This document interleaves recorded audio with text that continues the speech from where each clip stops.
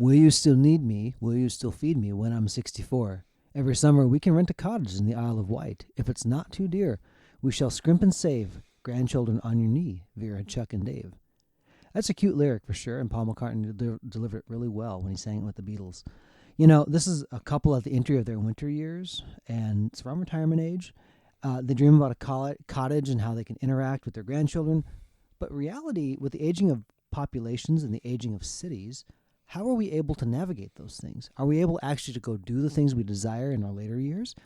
We're at the precipice of where all the baby boomers and the largest population ever in the world is now becoming older, and we're also faced with aging infrastructure. How do we deal with this? Think about this as we launch onto the loop and discuss the aging of cities today on Curiosity Continuum.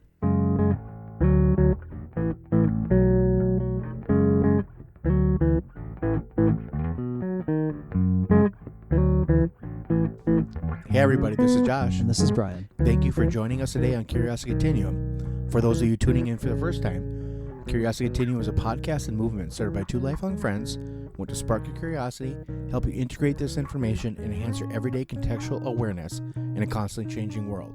We do this with you by sharing conversations that, Brian and I just have, and we have these ideas, so we want to share them with you, that explore, examine, and reframe common practical topics. And if you want to receive updates when new content's available, please be sure to hit subscribe on your favorite podcast app so you can receive notifications when there is something new to listen to. We appreciate you, our listeners, for engaging with us and sharing your own curiosities as feedback to Josh and myself, and also, more importantly, sharing it with others and having a conversation of your own. And as always, you can find us on www.curiositycontinuum.com and all of our socials on there, and you guys can get back to us. You guys have been doing a great job with that. And when I say guys, I mean everyone. So we did grow up in Minnesota, so guys means guys and gals. Guys is everything. So today, Brian and I are going to talk about aging of cities. And this is something that I have a little more maybe experience with directly because I live in southwestern Florida. And so we have a lot of snowbirds that go back and forth. And my city I live in is a very young city in Florida. It's the average age is around 39. So it's kind of like one of those where all the working people kind of migrated to. But I have also lived in cities like Venice, which is one of the oldest median ages in the country at like 65 or something like that. Yeah. So I can kind of see where, like, as the city grew and then it became more seasonal, it just kind of like stayed there. Right. And so today we're going to talk about this. And I know Brian has kind of a way to start this, but so this is just kind of like some context for you guys to kind of like get where we're talking about. Yeah, and so when we say aging of cities, there's also there's two different really factors that we're going to probably address the most today. It's going to be the actual people that are aging, that are coming to cities, but also it's talking about the aging of the city itself. The infrastructure. Right. If you think about major metropolitan areas, especially in the United States, they were built in an age when accessibility and dealing with those type of things wasn't really the top consideration. Well, not only that, but a lot of them were built up during the New Deal. Right. So that was to get people back to work in the 30s, 40s, 50s. And so now we're looking at like 50, 60, 70 years out. Right. You're dealing with the Next generation that built that, or their parents built that, and now they're aging out. Right. So now we have to kind of like think like, okay, this needs to be A, replaced, B, updated. Because like Tampa, I love Tampa as a city, but you can't get around in that city unless you have a car. Right. And some of that is people assume that you could get around in a car. Right. And so when we talk about seniors or whatever like that migrating, one thing you should pay attention to if you are kind of looking at how businesses and trends will happen is that you're going to see more and more boomers that have more of a desire to kind of spend their winter years enjoying what they've built all their entire life. Sure. So they may go into a resort style seniors housing unit, I know my mom's looking at, like, my mom, she would love that if like it had like quilting and everything she wants to do in just like this little area that they would just meet like once a week or whatever. She would love it. It builds a community. Sure. And so, in seniors housing too, guys and gals, there are like different levels of care. Mhm. Generally, it's broken up into like independent living, where you need Right. maybe help like remembering some things, assisted living, where you need some more help actually getting around and doing things, and memory care, which is actually not necessarily like where you will die sooner. It just means like your mind has slipped or gone. Yeah, you need help like paying your bills. You need help remembering, take your meds, all that kind of Yeah. stuff. Eating, even for Yeah. some of these people. Yep. And for some folks, especially who have struggled with Alzheimer's or something, Right. their body's perfectly healthy, but they have very particular needs. So the not only the places where people can live, but also the care that is provided to folks Right. are big industries that you should be watching, and it's very much a recession-proof type of industry. And just kind of putting that out there for people who are kind of minded to what does this actually look like. More and more people, I think, thought like, hey, as I get older, I'll just downsize, I'll move out to the suburbs, and I'll be that. And they assume one thing. They assume they're going to be the same as they were when they were younger, just older. Yes. And the way that they were tuned to think about when you should retire, the average age of when you actually lived to was a lot younger. Right. Not only that, but I remember like my grandparents at like 55. I mean, I love my grandparents, but they looked terrible at 55. Yeah. And then my parents were like, they were just like us. Yeah. like they were fine. Yep. So I'm like, okay, now I can see that they're going to live like 25 or 30 more years longer maybe than their parents did. Yeah. So how do we pull that back and actually figure out how this is going to happen? Right. I think, and more, I think as we live in the days today, we're more cognizant, I think, of people that have different accessibility needs, whether that's you're elderly, you are maybe like you're a dwarf, like my friend Becky. And so like when she talks about like when she has to go use a restroom in public, like the actual physical realities is that like you don't think about necessarily until you talk to somebody, go like, this is what I actually have to do, like to actually climb up on a toilet. Like almost like a child would do. But they So they have different even than that, because Right. a child is able just to maybe turn around and sit down, but But they that's can't. They can't. They can't. Yeah. And so more and more we're looking at like buildings go like, how do these people actually get around? How do you get from point A to point B? And I think as much as we don't want to admit, we kind of have to assume that the way that we are able to conduct ourselves and move around and have mobility will not be the same 20 years from now No. when you retire.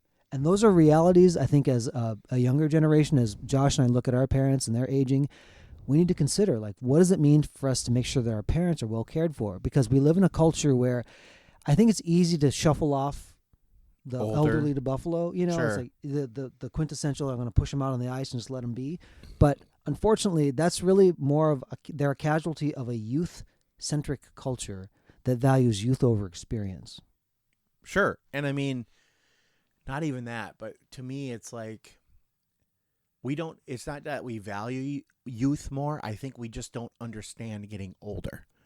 Because if you look at our parents, they're probably the first generation to really get older gracefully, in a way.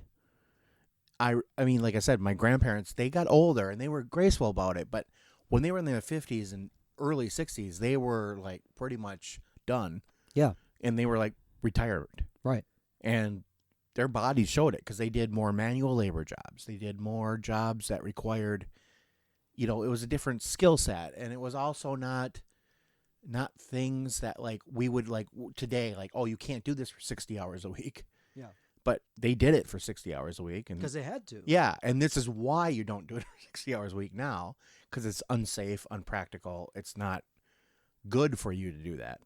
So it kind of got, I think as we look at our parents, we could really take a good lesson to ourselves, especially for the future. Like 20 years from now, I think that our generation, like Brian and I, so we're like about 40. I think that we can really look to that and say, look, we're going to be a lot like them. And we're going to be like all there. And we're going to have medical advances. We're going to have all this stuff. How do we make sure that we can still be independent or do what we want to do and not rely on family, friends, loved ones, kids?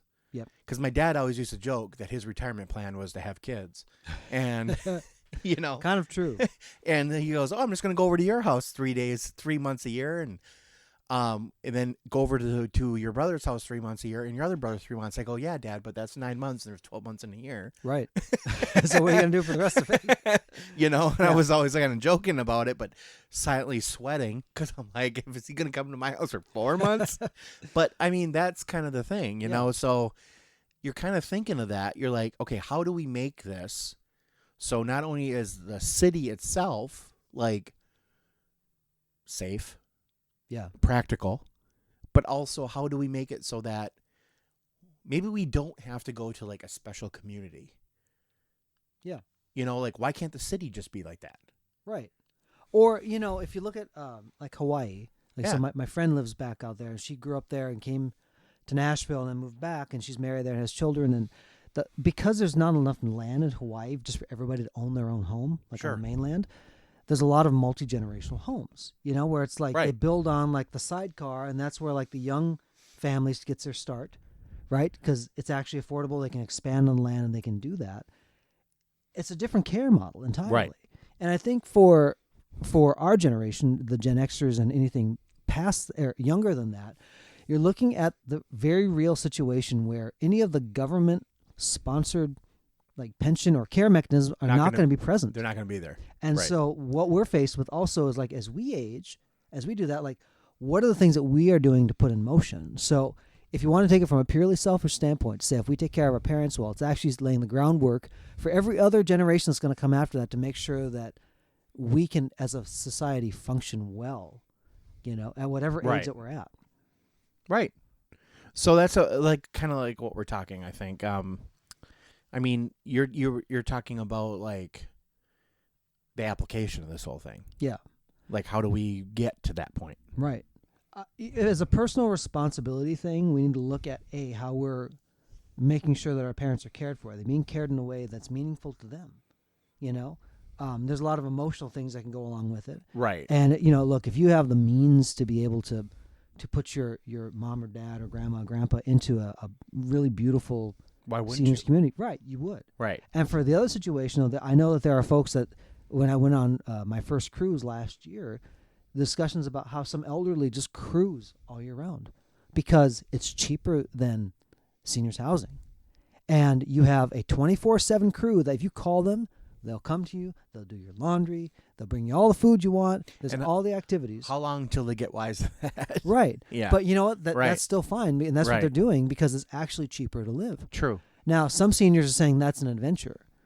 And other seniors are going like, well, this is the choice I have. Otherwise, I'm going to be in a state-run institution. And so there's ministries and not-for-profits out there and things that also help seniors age in place, which means that their home maybe they need to have a modification where they have a ramp. Right. Get You a know? ramp or get a elevator up the stairs. Or I just have a guy that I work that not I don't work with him, but he's older. He broke his hip, so and he's pretty much recovered, but he doesn't have the strength back. So they put a lift to get to his house, which his house is on the second floor because in Florida sometimes you have to have, if you're by the ocean, you have to have things on stilts. So his house is actually like 20 feet up. Right. So he can't get to his house unless he has this. So Yeah. I can see that. So if you just do that, for some people, and once they're home, it's on one level. Yeah. They just have to get to their house. I would say this in the practical application about what it is, because you could look at whatever administrations in the White House or whatever like that say, well, what are they going to do to address X, Y, Z? I think we can all take a personal responsibility to say, how are we caring for Right. our parents? And we should. Yeah, we should. Yeah. And also not only that, but like, is there somebody else who like maybe their family's not around anymore? Because Right. we live in a more transient society where we a little bit more diaspora, where we go from the city that we grew up into another city to go find opportunity and things. Are there ways that we can care for folks in a practical way that way? And I think if you have a lot of folks that just do a little bit of that, I helped somebody, I built a ramp, I contributed money to be able to help do this thing. I think the people, if they take some more personal responsibility in that, we can actually make this happen without the need of like some major citywide initiative or statewide initiative or nationwide initiative. Right. And we can do it in a meaningful way that's practical. Yeah.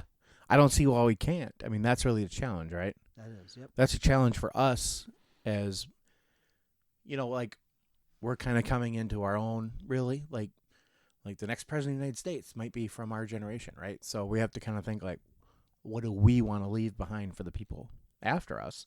Well, we got to take care of the people before us too. Right. And that's just making sure that you recognize people's value regardless of whether they can. Yeah, they still have value. It's not, maybe they're not working every day or whatever. They still have knowledge, experience that they can teach us. Yep. We want to kind of leave this too is that as much as we would talk about here's the different age groups or different things, remember that in a community that's integrated where you have, like the young with the old and everything, it helps the young be mentored and do well, and also helps the elderly Understand the younger people. and they have a purpose again too. It's not just like you put them out to pasture, because that will age somebody really quick if they feel like they don't have purpose in their life anymore. Right. It could be as simple as taking care of a plant or taking care of a pet, or just interacting with younger folks, and it really makes a big difference. So anyway, in this the takeaway also is just to think about that, like what are some practical things now, and I know that they're emotionally difficult sometimes to think about, Right. is what things can you start addressing in your own life with your own family, with your own loved ones, about how you could start to prepare for that, because it will come to you. And it's a matter of like, are you willing to do some of the little bit of prep right now to start thinking about it and have those tough conversations? Right. Because at one point it will come to your door, and we want everybody to be as prepared as possible so that everybody can live their best life to the end of their life here on this earth. Yeah, I think that's a great place to put a comma, huh, Brian? I think so too. So until next time, this is Brian And this is Josh. for Curiosity Continuum.